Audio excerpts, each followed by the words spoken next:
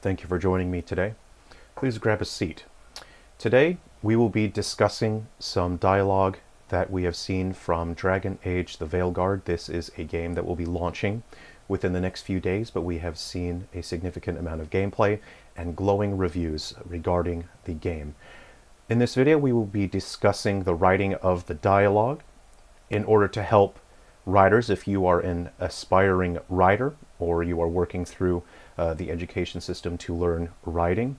This video is to help you understand more about the writing process, understanding writing and dialogue for narrative stories on a deeper level, and how to avoid making mistakes that result in weak dialogue. In this video we will show a scene from Dragon Age The Veilguard, and later I will show two examples of my work. The first example will be a game which features some dialogue, and the second I will be reading an excerpt from my upcoming novel, which is connected to my game series of the same intellectual property. So, before we go any further, we'll go ahead and just let this scene play out. Spoils. The cookies better. Everyone likes the cookies better. I'll eat the fruit. Thank you, Avatash. Panahe done. I'll see you soon. So, the Dragon Hunter has a softer side. The Kyun says you take care of people. So, you're a little Kunari, a little Rivani, and a little dragon? Yeah? I get that. Come on. I should tell my mother how Karash is doing. Jathan said to eat the fruit before it spoils. This is a very short scene, but I believe it's quite indicative of the writing as a whole, as I've seen a number of scenes from this video game. Now, I've transcribed the dialogue here, so we will go ahead and break this down. I will explain why it is not great in terms of what it is supposed to achieve, what it is setting out to achieve, how it tries to achieve those objectives, and why it does not function on a higher level in terms of dialogue writing from a narrative mechanical perspective.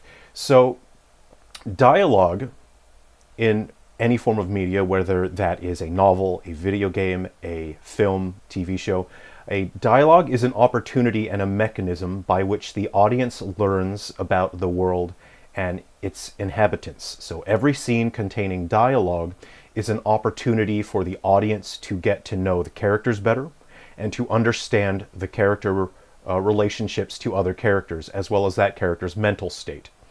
So if the dialogue is boring, if characters just say what they are feeling and what they are thinking and what their intentions are, it's very dull. The audience will get very bored of that. If a character says, "How are you feeling?" and another character says, "I am fine," then the character says, "We need to do this," and the next character says, "Yes, let's do that."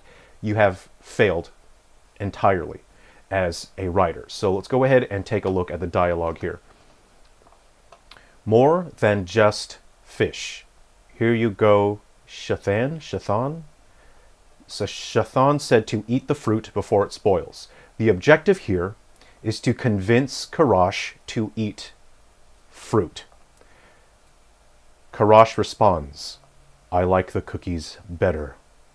Tosh responds, "Everyone likes the cookies better." Karash responds, "I'll eat the fruit, thank you." So, within 4 lines of dialogue, we have achieved the goal. Tosh is trying to convince Karash to eat the fruit, but Karash does not want to eat the fruit because Karash likes the cookies better. Tosh's response to this is to say everyone likes the cookies better, and as a response, Karash says, "I'll eat the fruit." Then Tosh says, Panahedon?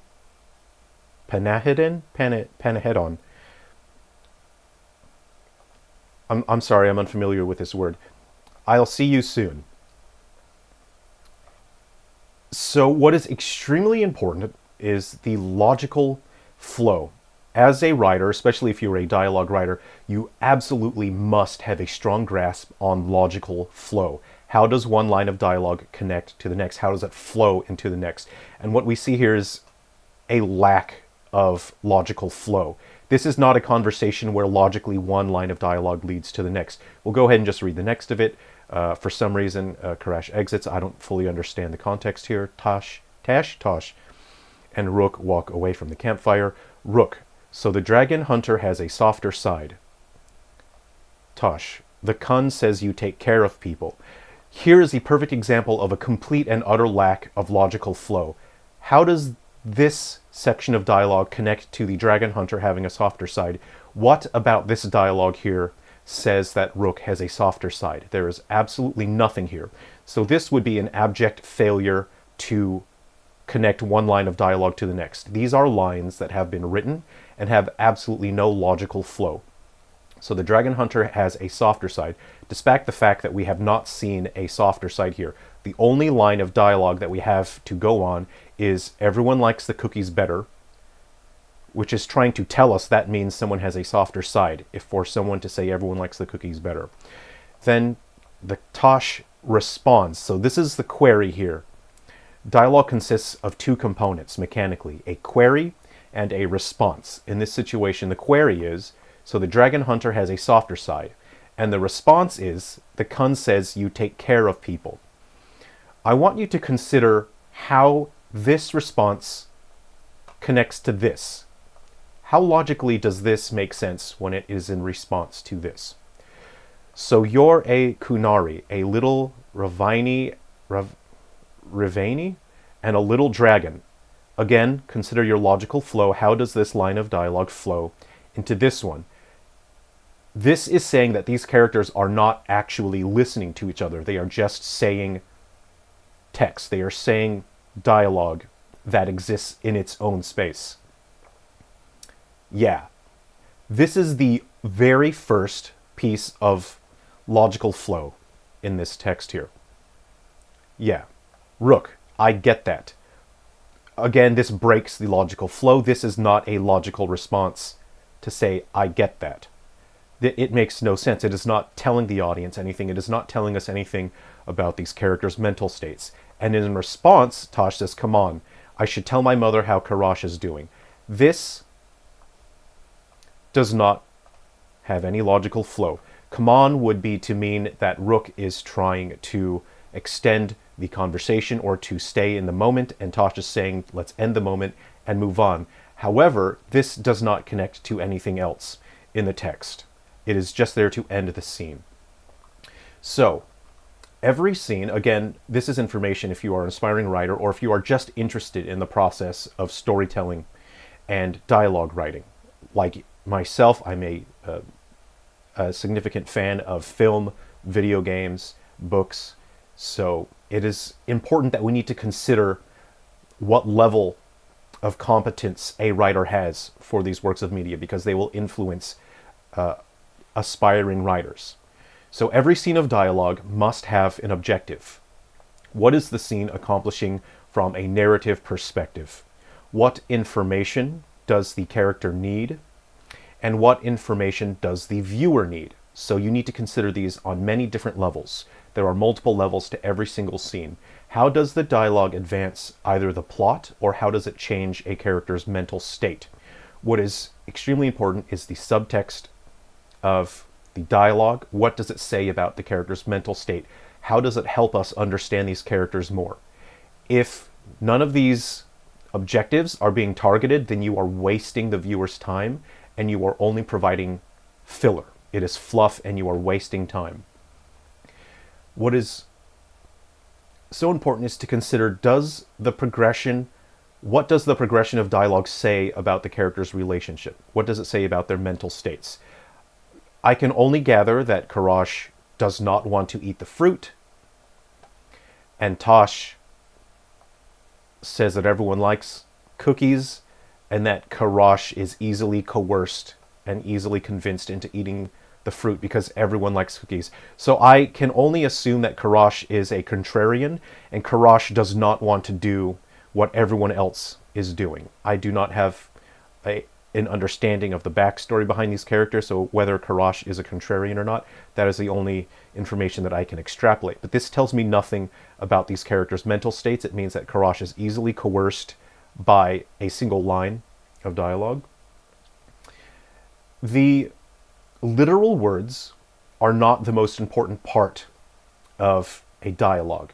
It is the flow of information, it's the subtext of the information, and it is the engagement with the audience that builds a strong scene. I'm going to use a word to describe a skill level, a level of understanding, and that word is competence. When it comes to performing a task, in this case writing dialogue, you need to describe the skill level. You either have familiarity, which is the first level of skill proficiency. You have familiarity, followed by competence, followed by mastery. Now, there are many levels of competence, there are many levels of mastery, but familiarity is the first level. But familiarity is not competence, so familiarity is incompetence. The writing in this scene, and from other scenes that I've seen from this title, are still at the familiarity stage. Whoever is writing this dialogue, whether that be a person who is early on in their career, who I am not intending to insult, this person is at the familiarity stage of a skill level, which means that they are not competent, so they are incompetent. Whether they are using artificial intelligence to generate this I do not believe that this could be AI generated because it is actually so terrible. I believe that generative AI would actually generate a logical flow of dialogue. So I believe this is created by a human who is incompetent at writing. And there is no other explanation for this. My credentials are in training and assessment, and my work involves professional writing, which I have done for many years, and I will share examples of my work now. First, I will share an example of my game Silver Falls Galaxy Bound Curse for the Game Boy. I am comfortable sharing this example with you because it is not a commercial title, so I will not be using this opportunity to sell you a product. The game that I will be showing you is free. This is a homebrew title that I created for the Game Boy and Game Boy Color. You can play this title for yourself if you want, absolutely for free. The title is not monetized. This example will be taken from a live stream, so let's go ahead and have a look at the scene now. The guy that you're hunting down in this game kidnapped a kid at the beginning of the story. His name is Eli Goodwin. Sam is Eli's son.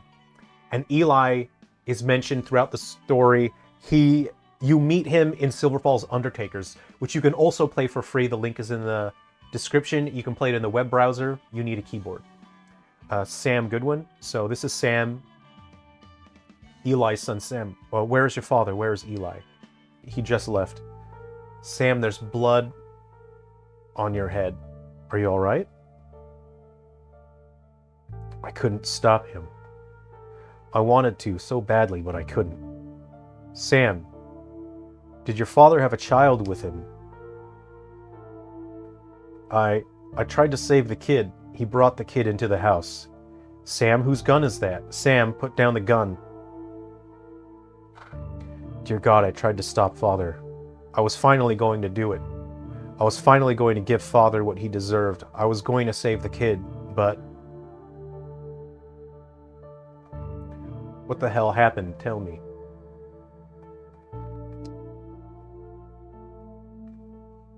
Say something, Sam. I'm a coward. I couldn't stop him. I knew God was watching me and I couldn't do it. I wanted to save the kid, but... Father, that filthy...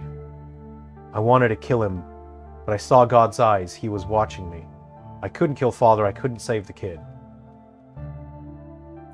I wanted to so badly shove the barrel of this gun down his throat further and further, and when he started crying, I'd pull the trigger. I'd finally give Father what he deserves, but I couldn't. A kid was there. He would have seen me kill him, so I couldn't. Sam. Sheriff, I ain't got no reason to live. I don't deserve to live. Sam, where's Eli? Where's the kid? Father, he thrashed me over the head when I hesitated. He took the kid and drove off. You want to save the kid, don't you? Yes, I'll do anything. We need to save the kid and bring him back to his dad. Then help me find him. Help me find the kid. I don't know what a coward like me can do to help you. I thought I could stand up to Father. But as soon as he yelled at me, as soon as I heard his voice, my knees buckled and I just cried. I cried like a fucking child. What would Rocky say? Rocky, he wouldn't say nothing. He's seen me cry more times than he's seen me smile. I'm useless. I just wanted to be a man. But Father won't let me. If you want me to hold your hand and comfort you like I'm your daddy, you can keep dreaming.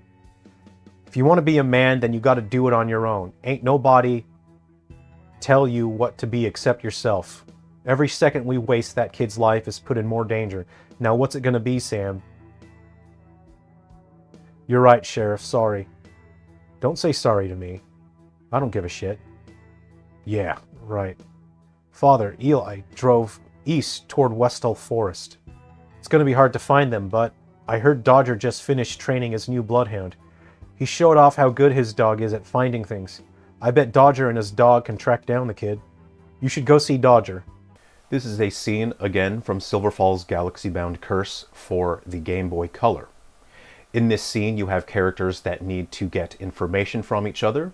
There is information that we need to give to the audience, and we need the character's mental state to change from one state to another, and this is achieved through that dialogue. Let's go ahead and compare the dialogue again to Dragon Age The Veilguard.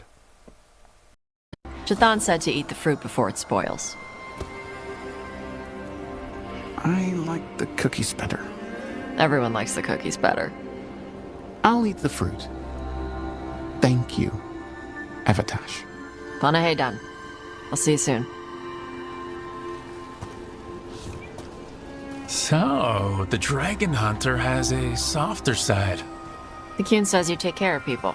So, you're a little Kunari, a little Rivani, and a little dragon? Yeah? I get that. Come on. I should tell my mother how Karash is doing. On a deeper level, a narrative scene and dialogue should consider the feeling that the audience should have. What do you want the audience to feel? What do you want the audience to think, not just consciously, but also subconsciously? A competent writer is able to not just consider this, but to employ literary techniques to achieve that reaction from the audience. A competent writer is able to influence both what the audience is thinking consciously, but also subconsciously. So, this is so disappointing. Oh God, this is disappointing. Okay. I will now share a reading from Silver Falls Heavy Shadow. This is a novel from my Silver Falls series. You can read this for free. It's currently in the rough draft state as I finish the novel. I will be selling paperbacks, but it will always be free and available for anyone to read online. I will be sharing this scene because it achieves a similar goal to what we see from Dragon Age The Veilguard, but it achieves its objectives differently. I want you to consider what we've discussed here today in terms of literary techniques and objectives. I want you to pay attention to this reading so you can, for yourself, see the differences between the level of writing. So I will share that with you now. This reading will be from chapter 12. It will be about 10 pages long. And if that's too long for you, it's fine if you would like to check out from the video now. Iron swapped out his old leaf blower for a fresh one, and then returned to his work of moving the leaves from one end of the yard to the other. As the leaves moved from left to right, so did the sun across the sky. Dodger watched, racking his mind to come up with some explanation as for why Iron was doing this. It was starting to drive him crazy. More than an hour passed when the front door opened and Dodger snapped to attention. Finally, something was happening. He watched as the most bitter-faced, pucker-lipped woman he had ever seen marched out of the house, holding some small white cardboard box in her hands. With a buzzsaw-like screech she spoke, and even from all the way across the driveway, Dodger could hear her words. "What the fuck is wrong with you? Are you trying to poison me? You moron, you know I hate pecans. Jesus God Christ above, you really are useless." The woman shouted at Iron as he shrank more and more, instinctively holding his leaf blower up as if it were a shield that could protect him. He stood silent, motionless, his eyes locked on the ground just before his feet. The woman threw the box at the ground with terrible force before shouting, "Put this in the garbage, you limp-dicked idiot. Lord Almighty, I don't know why God made you the way you are, but he really fucked up." Dodger's jaw nearly hit the floorboard as he watched the scene unfold. The woman stormed back indoors while Iron carefully set the leaf blower on the ground, as if handling a newborn baby that never had the chance to be born. Iron picked up the crumbling white box from the ground. He stared down at it for nearly 2 minutes as his body shuddered, his shoulders trembling. With small, apprehensive steps, he made his way down the driveway, his eyes locked down on the box the whole way. Iron reached the end of the driveway and stopped in front of the garbage bin. As he opened the garbage lid against his will, he openly wept as tears streamed from his eyes, carving a well-worn path down his tired old face and crag-filled beard. Dodger heard Iron's voice cracked as it poured from his open mouth with a miserable, pathetic moan.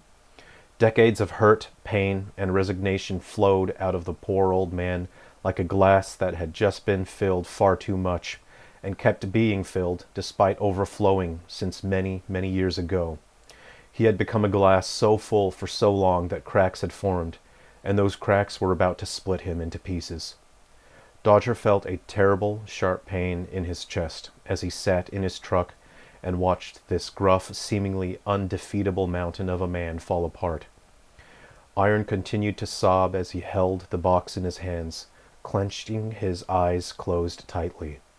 Dodger looked down at the 6-pack of beer sitting on the floorboard of his passenger seat before stepping out of his truck and crossing the road. He cleared his throat to make his response known, but it seemed Iron just didn't care. Dodger stopped next to the still sobbing man and lightly patted him on the back. There, it became clear Iron didn't care who it was. With his eyes clenched shut, he turned and leaned in close, letting the tears flow. Iron was no longer the towering storm of a man who had beaten Dodger in a game of pool just the night before. Dodger set his arm around Iron's shoulder, unsure of what to do or say. He had never seen any of his friends come completely apart at the seams like that. As Iron nearly crumpled at the knees, his arms fell loose. Dodger reached out and caught the small, bruised white box just before it fell to the ground. After a minute of standing in the street, Iron's breathing calmed down, and he stepped back to look Dodger in the eye. Iron stared, not surprised, not ashamed, not afraid. Dodger turned his back, still holding the cardboard box. He walked across the street and carefully set the box between the passenger and driver's seat in his truck. "Hop in. Let's have a beer," Dodger said with a wave. Without hesitation, Iron walked across the street and climbed up into the passenger seat of the truck. The two men found comfort and solace in the noise of the engine as the truck made its way up the mountain. High up past the trailheads, where Dodger loved to set out on hikes, past the high-altitude passes and past the meadows where Dodger and Bear used to enjoy hunting, past Pullen's station, Dodger chased the fading light of the evening sun retreating back into the smoky, fiery west. Dodger turned down a dirt road, which sloped down before climbing up sharply. From the corner of his eye, he saw the small cardboard box slide, and Iron reach out to grab it. A sweet smell drifted into the air as Iron picked up the box and set it on his lap. The two men made no eye contact and said nothing until the truck came to a stop at a clearing. A high-altitude rocky outcrop with a sweeping view of the mountain to the north and windswept valleys to the left. The sun yawned as it melted into a swirling liquid canvas of faded gold and pink. Dodger turned his truck around so the back of the truck faced the sunset. He used to come here with Bear all the time, drinking beer and seeing how far they could throw stones into the distance. They would talk big about their dreams for the future and all the things they wanted to do with their lives. It had been years since they last sat there together. It had been a lifetime ago. Dodger pointed to the 6-pack of pale moonlight on the floorboard before stepping out of the truck, sticking his chest out and holding his head up high. With a flick of his wrist, he lowered the tailgate of his truck, sat down, and turned around to see Iron slowly following him. Iron carefully sat onto the tailgate, the weight of his body lowering the truck considerably. He set the crumpled white box to his right and the beer between him and Dodger. The two men each grabbed themselves a beer, clinked their glasses together without making eye contact, and took in a well-deserved drink. "You gonna ask about it?" Iron asked, his voice low and cracking with hurt. "It ain't none of my business," Dodger answered gruffly. "You talk it out if you feel like it." "You saw her, my wife?" Iron asked, pouring his beer down his wary, dry throat.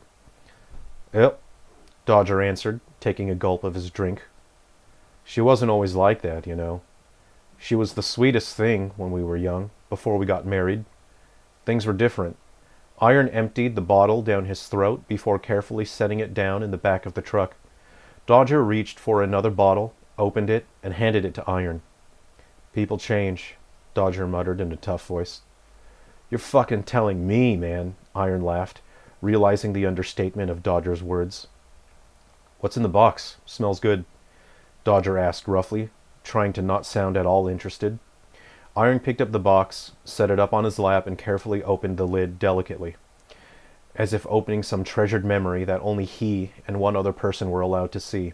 Inside, some cake that surely at one point had been delicately crafted with the utmost care and love was now a crushed dream, nothing but scattered pieces of something that had once meant something to someone. Key lime and pecan cheesecake.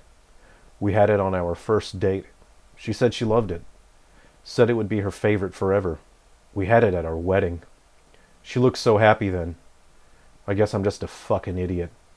I thought if I gave her this cake today on our anniversary, it'd remind her of... I don't know. Something, I guess. I got no fucking clue." Iron spoke, his voice clearing and tightening up.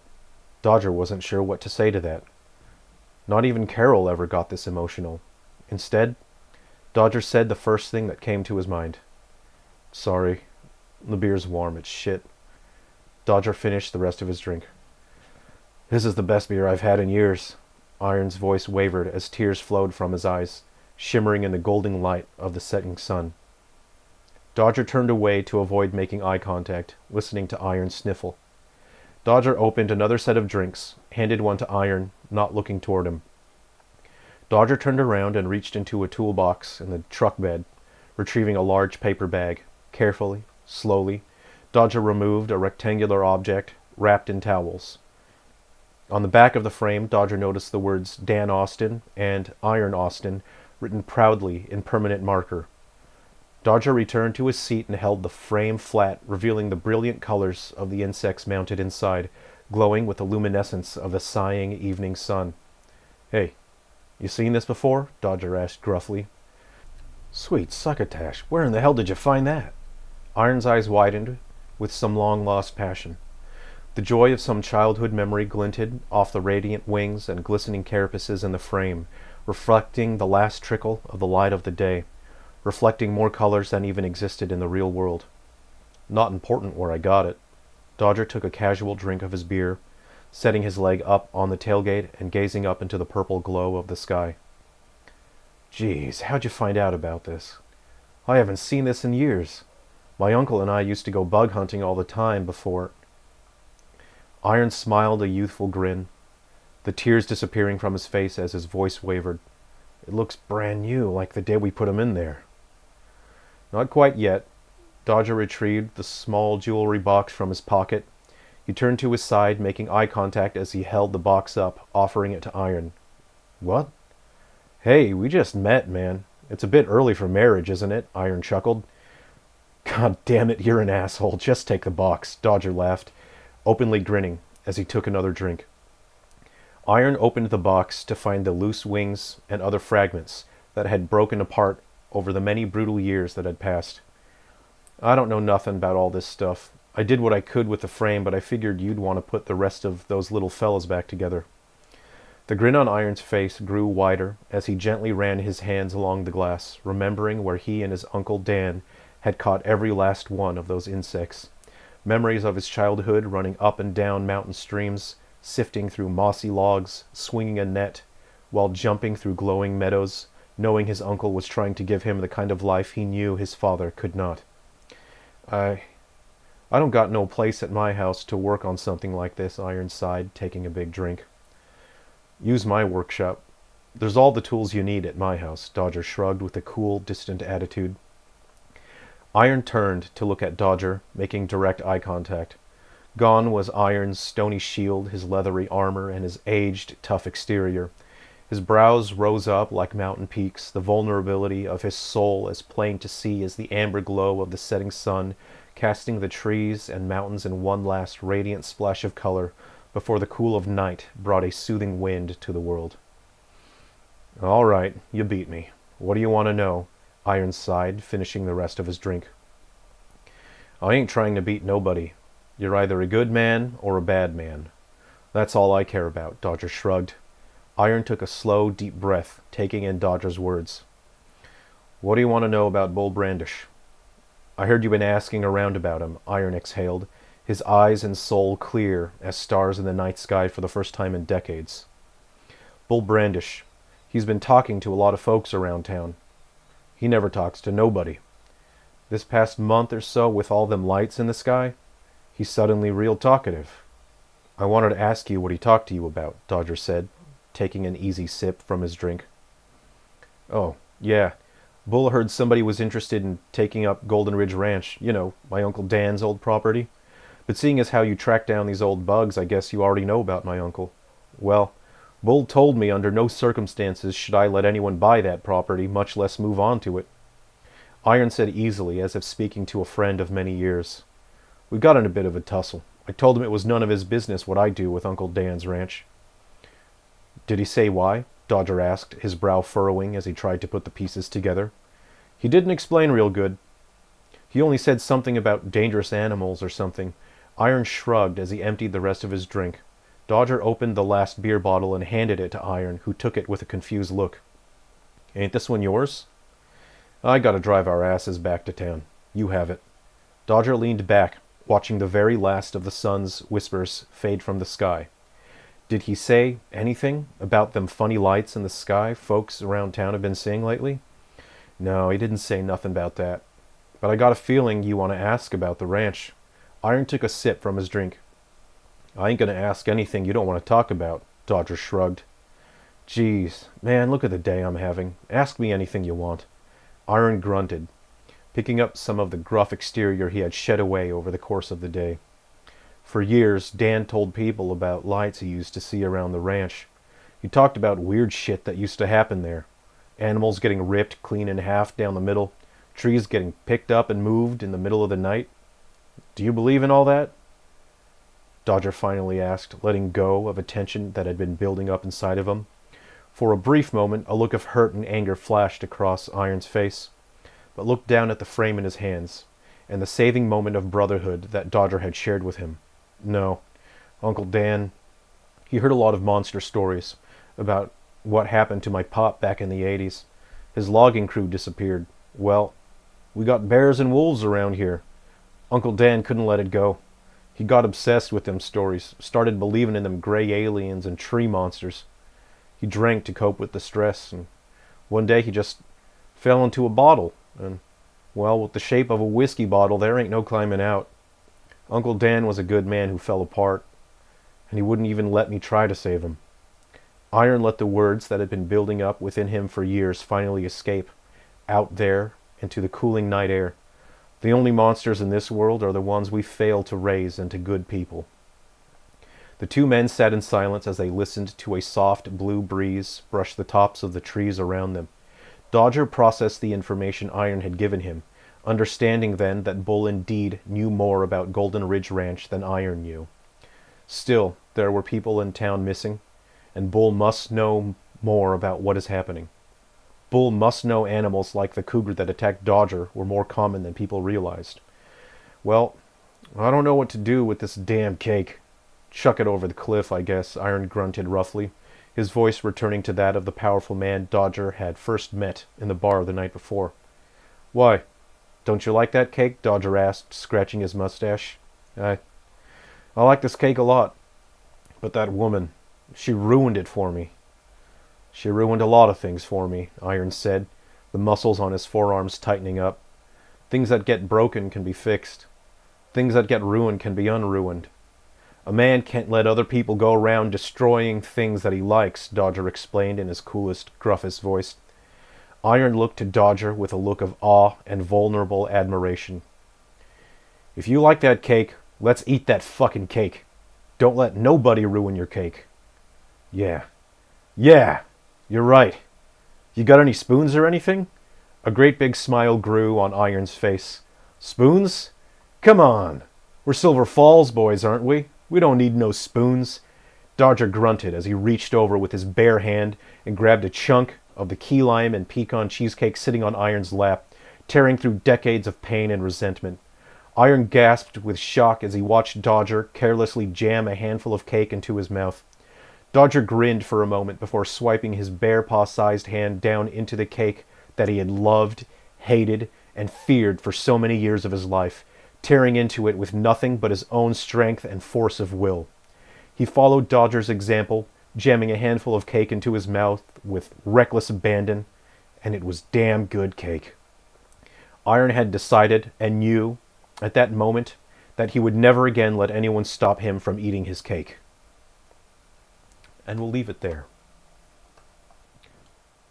Thank you for sticking with me through that reading. I hope it was interesting and you were able to understand the concepts that were discussed in this video and how they were applied to that portion of text.